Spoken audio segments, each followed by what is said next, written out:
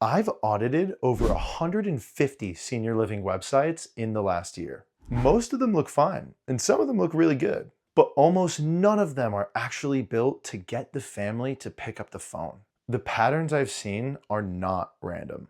The same 5 things keep showing up, the same 5 things keep losing tours. Today, I'm walking you through every single one. Stick with me to the end because the fix at the end is going to tie it all together. I run Talaxy. We do one thing: marketing for senior living communities. Our team has managed over $1 million in senior living ad spend. So when I tell you what's killing your tour bookings, I'm not guessing.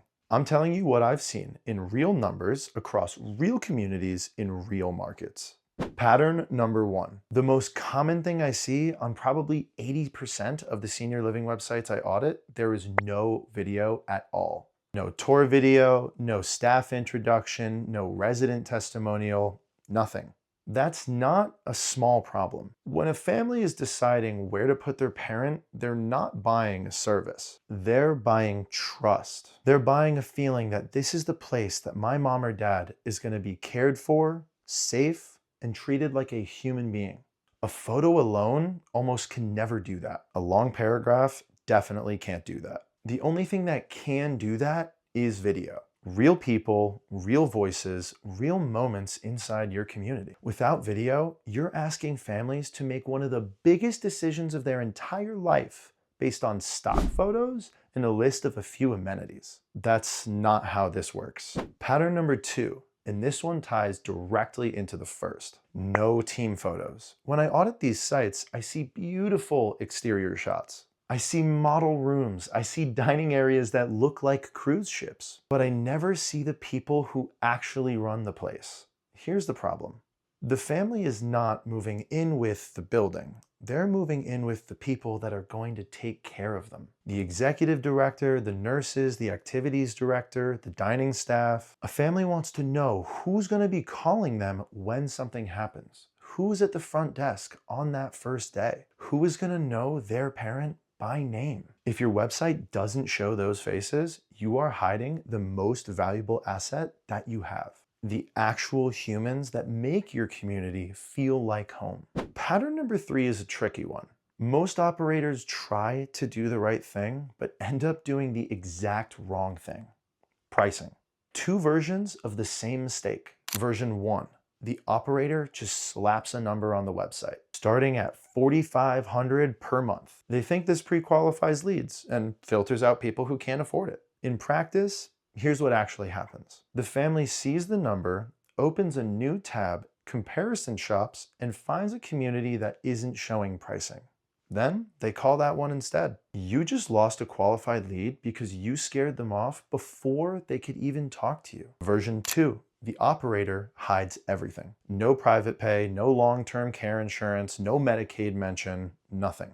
Now the family is on your site wondering, is this place even for us? Will our mom's coverage work here? Are we wasting our time? So they leave. The right way to handle pricing is in the middle. You don't post a dollar amount, but you do mention what kind of payment types that you accept. We accept private pay, long-term care insurance, but don't accept Medicaid. That sentence does the filtering for you without scaring off a single qualified family. The dollar conversation belongs on the phone, not on the page.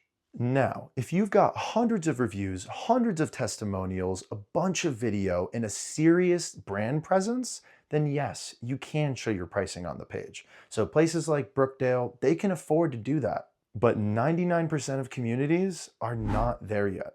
And until you are, the number does more harm than good. Pattern number 4. Every single button on the website says schedule a tour. Header button, hero section, pop-up, footer, sidebar, contact page. All of them say the same thing: schedule a tour, schedule a tour, schedule a tour. Here is the issue. The average family takes 70 to 120 days or more to make the average senior living decision. Most families landing on your site are nowhere near to scheduling a tour. They're researching, they're comparing, they're not ready to drive over and walk into your community. If the only thing your website is asking them to do is something they're not ready for, then they leave. you never hear from them again. Your website needs lower commitment CTAs. CTA means call to action. Things that families can do before they're ready to tour. Download a guide, watch a video, request a brochure, maybe even getting pricing by email or talking to a staff member on the phone. Even just contact us versus schedule a tour. Each of those captures the family at an earlier stage in the decision. So instead of losing them, you stay in their inbox, in their head, until they're ready to tour. Scheduling a tour is the finish line. Most families need a starting line first. Pattern 5. Every senior living website sounds the same. Luxury senior living, premier assisted living, where seniors thrive.